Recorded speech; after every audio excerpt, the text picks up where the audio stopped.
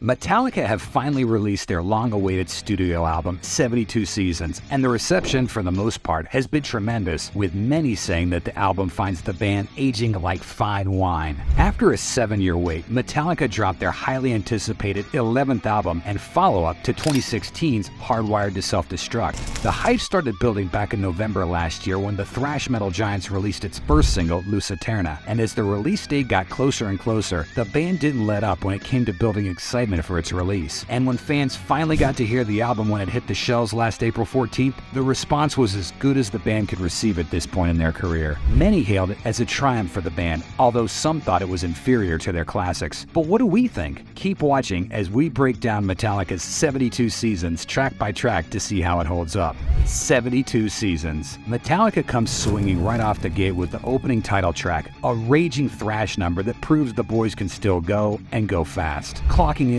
under 8 minutes, 72 Seasons harkens back to the thrash classics that Metallica regularly put out in the 80s. Although judging from the lyrics, it's apparent that this is a band that's gone through a lot. Frontman James Hetfield showcases early on the lyrical vulnerability that'd be a recurring feature of the album. So far, so great. Shadows follow. For the next track, Shadows Follow, Metallica turns down the speed and opts for a more mid-tempo tune, although the result's still as heavy as anyone can expect, with solid riffs and a variety of sections all throughout.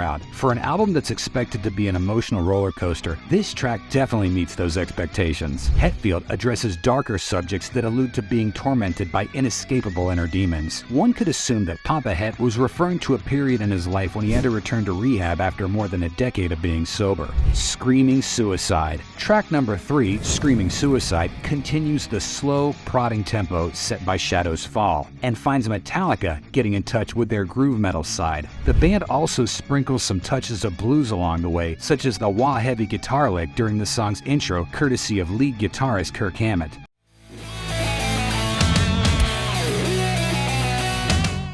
And a tasty blues-infused main riff. Hardcore fans could be reminded of the band's Load era in the mid-90s when Metallica adopted a heavy blues influence, transforming their sound to something that's closer to hard rock than straight-up heavy metal. James Hetfield notes a strong new wave of British heavy metal influence on the song, but Screaming Suicide is definitely a heavy metal banger, and a pretty straightforward song that any metalhead would love to bang their heads to.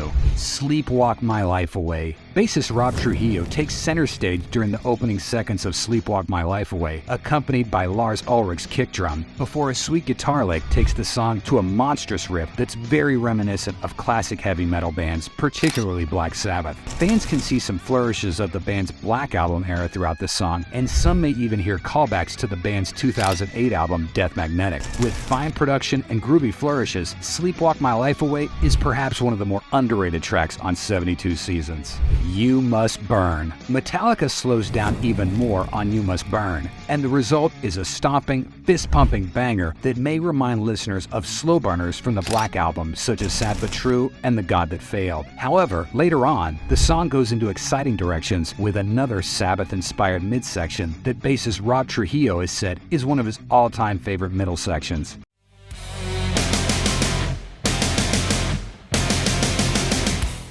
Speaking of Rob, the bassist makes his vocal debut on this song in another section that features eerie vocal effects from him and James Hetfield. The band mentioned before the album's release that the bassist will debut his vocals on one of the songs, and here it is. Featuring some of the sickest riffs on the album, You Must Burn will definitely become a live favorite in the future.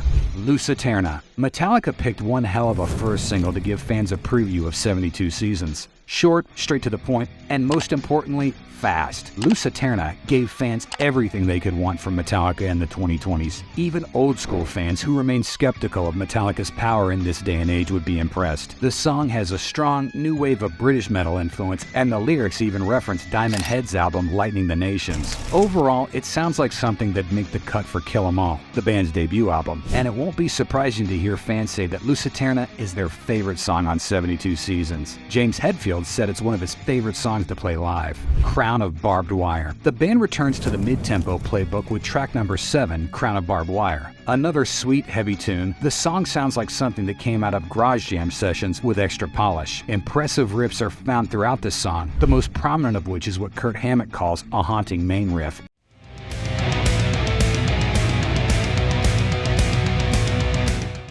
and is topped off by a great solo from the lead guitarist. Hetfield's vocal delivery may be a bit relaxed on this one, but the lyrics are anything but and convey a brooding darkness and vulnerability that reflects Papa Het's emotionally charged lyrical genius. Chasing light. There's no light. There's no light!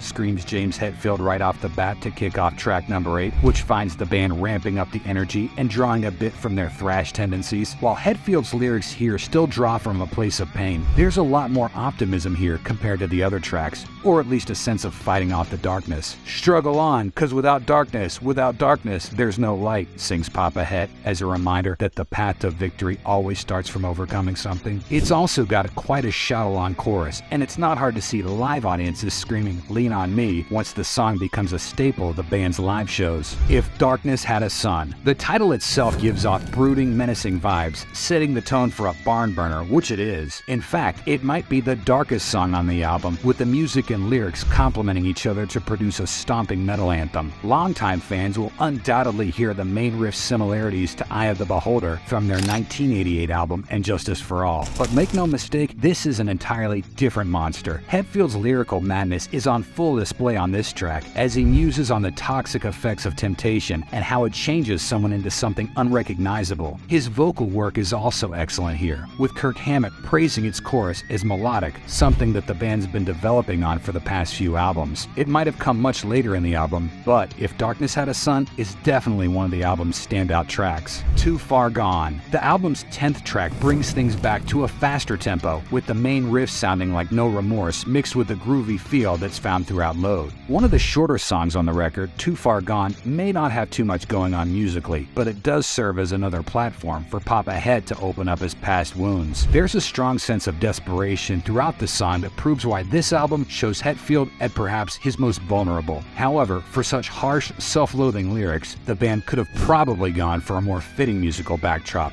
Room of Mirrors. Metallica isn't letting up on the adrenaline yet, especially in this rapid-fire headbanger. Room of Mirrors is another fast-paced thrasher that's sure to start a pit within its first few seconds, with lots of energy and some brilliant soloing from Kirk Hammett. It doesn't mind throwing in some melody too, courtesy of a dual solo from Hetfield and Hammett near the end. Definitely a strong, old-school influence on this one. Inamorata. Metallica couldn't have closed this album any better. Now known as the band's longest song ever, Inamorata is a sprawling 11-minute epic that'll make any metalhead probably sing along, bang their heads, or both at the same time. Longtime fans may compare it to the likes of My Friend of Misery or The Outlaw Torn, but this is more than just a callback to those years. This sounds like the band threw in everything that made their newer songs great, resulting in a potent mix of meaty riffs, poetic lyricism, catchy melodies, face-melting solos, and shifting dynamics. An album closer that's as close to perfect as it can be, Inamorata will go down as one of Metallica's greatest moments. All in all, 72 Seasons is 12 tracks of pure, unfiltered metal with more sophistication and maturity than most of its peers would dare to include. Although Metallica didn't have any ballads this time, 72 Seasons still holds up as a major triumph for a band that's aged gracefully. It's a reminder for fans to enjoy the ride while the band can still captain the ship. But even if they may be nearing their twilight years, this album is a statement that they can still hang with the most prominent metal bands today.